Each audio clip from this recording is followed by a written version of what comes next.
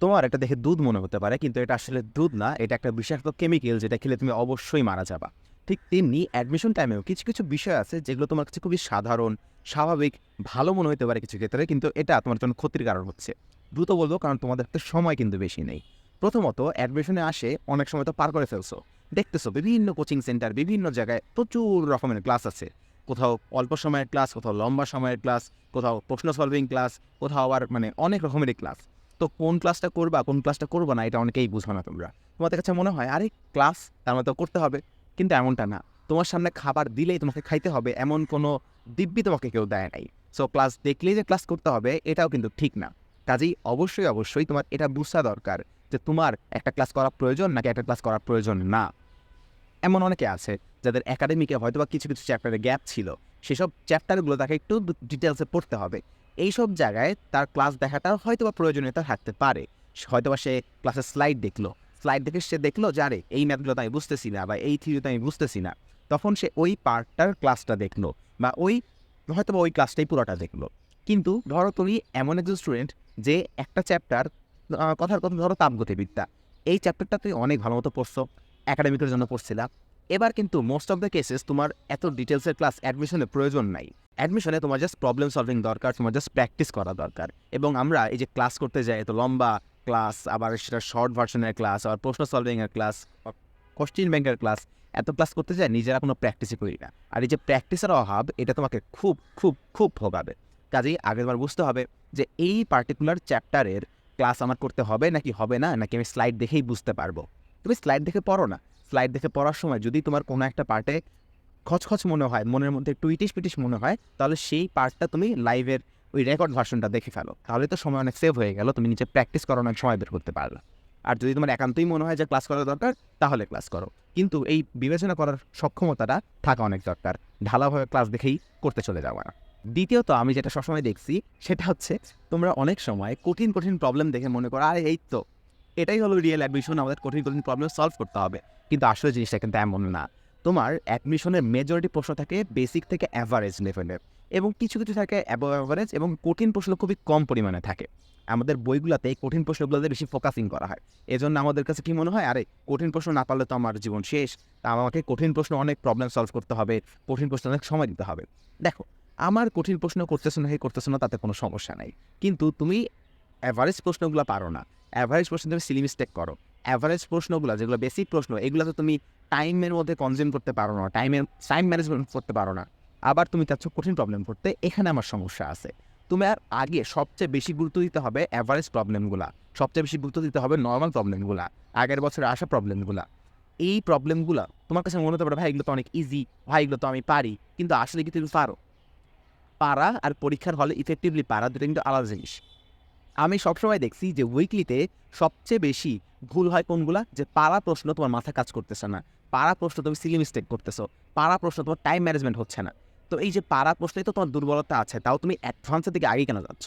পারা প্রশ্নগুলোতে বা এই যে বেসিক ইজি অ্যাভারেজ প্রশ্নগুলোতে তোমার আগে প্রবল দখল আনতে হবে। এরকম প্রশ্নগুলো তোমার সামনে যদি আসে, তোমার দেখেই বুঝতে হবে আরে এই তো এই প্রশ্নটা, এটা এমনি এমনি সলভ করে আমি করে ফেলবো। তোমার মাথাতে কোনো প্রেশারই দিতে হবে না। এই অবস্থায় যাওয়ার আগে তুমি অ্যাডভান্স প্রবলেমে সময় নষ্ট করতেছো, এটা আমার কাছে খুবই বিবেকা লাগে, আমার খুবই রাগ লাগে এটাতে। কাজেই অবশ্যই কঠিন প্রশ্ন তুমি প্রবলেম সলভ করতে পারো, কঠিন প্রশ্ন তুমি অ্যাপ্রোচ করতে পারো, তুমি অ্যাডভান্স প্রবলেম সলভিং অনেক টাইম দিতে পারো, কিন্তু কখন দিবা? তোমার অ্যাভারেজ, ইজি, বেসিক এই প্রশ্নগুলো তুমি অনেক ভালো মতো অ্যাকুরেটলি কম সময়ের মধ্যে একদম সেই লেভেলে পারো। প্রশ্ন দেখার পর তোমার অটোমেটিক হাত চলতে শুরু করে। এমন লেভেলে যাওয়ার পর তুমি অ্যাডভান্স প্রবলেমের দিকে যাওয়া, তার আগে যাওয়া না। এই লেভেলে যাওয়ার পর তারপর তুমি অ্যাডভান্স প্রবলেম করো, নাকি তুমি স্টার দশায় কিরণমালা দেখো, তাতে আমার কোনো আপত্তি নেই। ও আর 3 নাম্বারটা তো বলতেই ভুলে গেলাম। 3 নাম্বারটা সবচেয়ে গুরুত্বপূর্ণ, মোস্ট ইম্পর্টেন্ট। সেটা তোমাদের সময় দেখা যায় যে উইকলির নাম্বার, বিভিন্ন এক্সামের নাম্বার, এটা দেখে তোমরা ডিমোটিভেটেড হয়ে যাও যে ভাই আমার নাম্বার এত কম, আমার র্যাঙ্ক এত কম, আমি এত খারাপ একটা স্টুডেন্ট, আমি কেমনে ভালো কিছু করব? কিন্তু আসলে ভাই, ট্রাস্ট মি, এরকম খারাপ র্যাঙ্ক, খারাপ রেজাল্ট অনেকেরই হচ্ছে যারা অনেক ভালো করবে।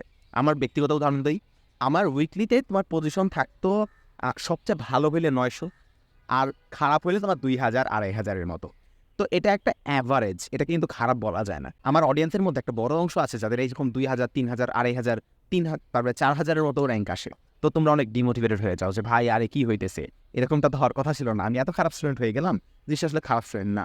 তোমার মার্ক কত আসতেছে, র্যাঙ্ক কত আসতেছে, এইখানে ফোকাস না দিয়ে এটা এনশিওর করতে হবে যে আমি যে উইকলি দিলাম বা আমি যে একটা এক্সাম দিলাম, এই এক্সাম দেওয়ার পর অবশ্যই এই এক্সামটা অ্যানালাইসিস করতে হবে।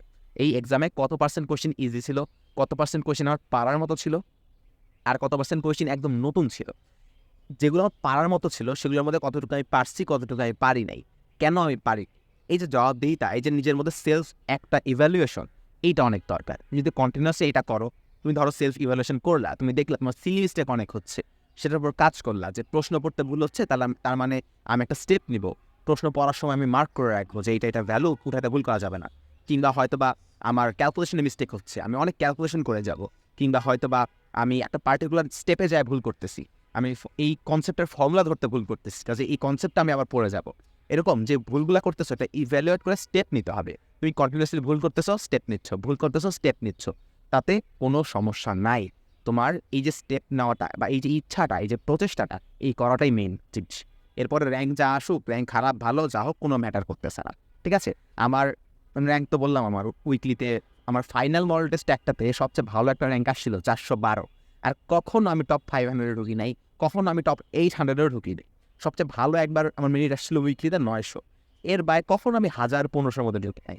বাট স্টিল বুয়েট অ্যাডমিশন টেস্টে আমার মেরিট কিন্তু ছিল 178। Huge improvement, right? তুমি বলতে পারো ভাই এটা তো কোনো ম্যাচিং হইতেছে না, হবে না।